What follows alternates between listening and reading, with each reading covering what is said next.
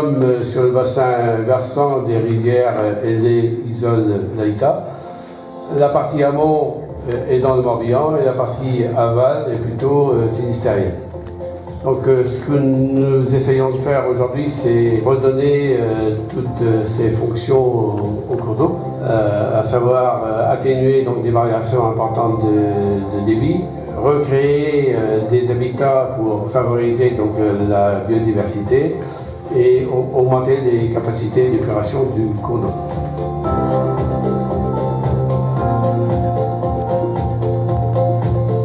La Fédération départementale de pêche du Morbihan s'est manifestée pour être le maître d'ouvrage d'une opération pilote de reméandrage sur un tronçon du secteur amont de la rivière Ailée. Le secteur a été choisi parce que le cours d'eau avait été rectifié et reprofilé pour des besoins d'assainissement des terres à l'époque, mais les effets en fait n'avaient pas été escomptés. Par contre, l'impact au niveau de la vie piscicole, ce qui nous intéresse au niveau pêcheur, avait été prépondérant. Donc le secteur sur lequel on est, en fait, c'est un secteur qui a été acquis par la Fédération de pêche en 2015. À terme, 950 mètres de cours d'eau rectifiés sur le secteur formeront 1540 mètres de cours d'eau reméandrés. Ces travaux en fait ont été possibles suite à 4 tranches de travaux réalisées de 2015 à 2018.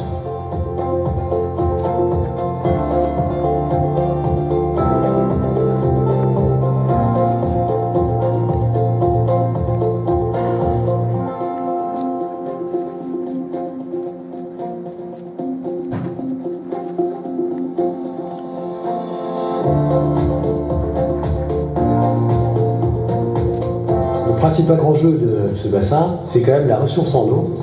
Et la ressource en eau, ici, on a la démonstration que en ayant l'eau qui s'écoule plus doucement, qui stagne, ça permet d'alimenter les nappes qui sont en dessous et donc garder une ressource correcte en période estivale. Et ensuite, les gens disons du sud, la région de Quimperlé, ils attendent effectivement qu'on ait des solutions en amont pour donc ralentir les crues sur la ville de Quimperlé.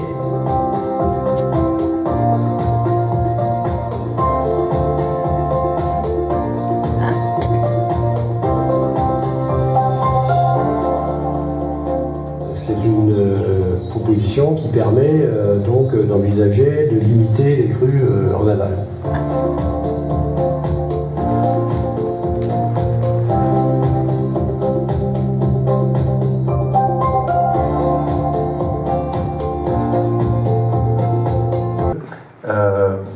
Je tenais d'abord à remercier Thierry Arnaud d'accueillir aux Rivières de Bretagne pour cette soirée, une invitation qui nous a beaucoup touchés parce qu'en choisissant pour sa 25e édition du festival Tolkurun le thème des confluences, l'année même où les Rivières célèbre ses 50 ans, il nous est, grâce à vous, permis de mettre en exergue le lien entre le patrimoine culturel et le patrimoine naturel. Bon, eh bien bonsoir à toutes et à tous.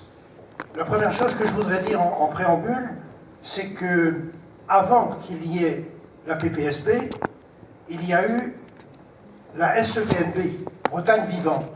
Et en fait, si nous avons été amenés à constituer une association spécifique pour protéger le saumon, c'est suite à la publication par la revue SEPNB, la revue Pénarbet, au bout du monde, d'un numéro spécial sur le saumon, un numéro auquel Pierre Philippot de Quimperlé, je ne sais pas s'il est... Il est là, il est là. Il est là, je le vois. Ah, d'accord, papa. Avait apporté une très grande contribution. Et ce numéro de Pénarbet a eu un succès, un retentissement tout à fait considérable. Et la Bretagne, tout d'un coup, a pris conscience qu'elle avait quelque chose d'inestimable, une richesse, à savoir le saumon. Et à la suite de cela, a été créé, tenez-vous bien, un comité pour la multiplication du saumon dans le Finistère. Et donc j'ai été associé dès le début à cette démarche, et à quelques-uns nous avons fait comprendre qu'on ne pouvait pas multiplier le saumon dans le Finistère si on ne le multipliait pas dans toute la Bretagne, parce que les rivières du Finistère prenaient aussi leur source dans les Côtes d'Armor et dans le Morbihan, et qu'il fallait avoir une vision plus élargie. Donc c'est comme ça qu'est née donc, l'association à l'origine, APPSB, dont je précise qu'à l'origine elle voulait dire Association pour la protection et la promotion du saumon en Bretagne.